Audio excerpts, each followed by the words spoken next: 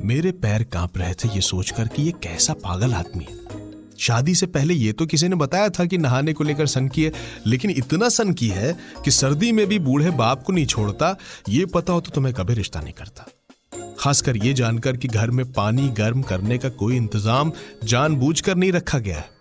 अब शीतला प्रसाद यानी कि मेरे ससुर जी का मानना था कि ठंडे पानी से नहाने से सारी बीमारियां दूर हो जाती। मैं हड़बड़ाकर अपने कमरे में घुसा और रजाई में दुबकी सुमन से उसके सन की पिता की शिकायत करने लगा। ये आदमी है कि पागल है, हैं? मैंने मोजे फेंकते हुए गुस्से में कहा। अजीब सना क्या इसको? अरे नहाना होगा, नहाएगा आदमी। इतनी सर्दी में हम पानी पीना छोड़ देते, ये नहाने के पीछे पड़ा हुआ है। अरे निमोनिया हो गया तो कौन जिम्मेदार है इसका, हैं? कहते हुए मैंने गौर किया कि वो तो सोई हुई है। अरे सुमन, ए सुमन, मैंने आवाज लगाई। उसे हिलाने की कोशिश करते हुए मैंने कहा, अरे सुन रही हो? ये कहते हुए मैंने गलती से उसके पैरों पर अपनी ठंडी उंगलियां लगा दी। सुमन! धड़ाक से एक जोर का झटका लगा मुझे। सुमन की चीख के साथ उसकी एड़ी मेरे निचले होठ पर पूरी ताकत से लगी और मैं मसहरी के किनारे गिर पड़ा। सुमन उठकर अफसोस में मेरी तरफ भागी आ रही थी और मैं तो खाने भर का पा गया था। देखिए भाई साहब, जाति देखकर दिया गया वोट और सर्दी की चोट बहुत खराब होती है। चोट लगने के कुछ देर बाद सुमन ने सॉरी वॉरी बोलकर होठ पर दवा तो लगा दी, लेकिन मैं आईने में देख रहा था कि ऊपर वाला होठ तो अभी भी मीडियम साइज था, लेकिन नीचे वाला होठ सूजकर एक्स्ट्रा लार्ज हो गया था।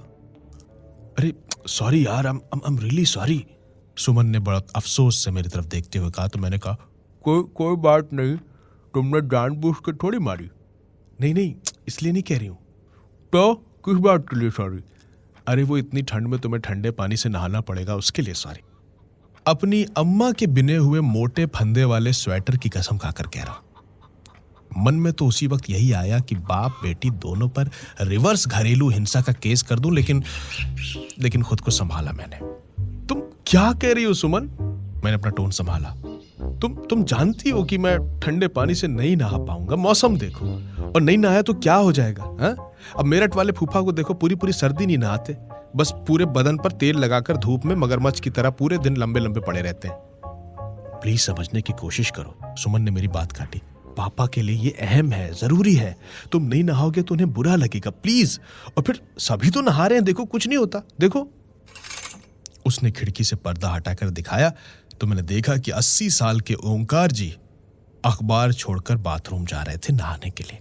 सुमन बोली, वो देखो कितने बुजुर्ग हैं, हैं? फिर भी पापा की खुशी के लिए हर सुबह ठंडे पानी से नहाते हैं। तुम मेरी खुशी के लिए इतना नहीं कर सकते? सुमन दवा की शीशी झटके से मेज पर रखते हुए बोली, आइंदा वो चांद सितारे वाले ना डायलॉग मत बोल देना कभी। फिर कुछ दूर जाकर ठहरी और पलटकर बहुत प्यार से बोली, प्लीज।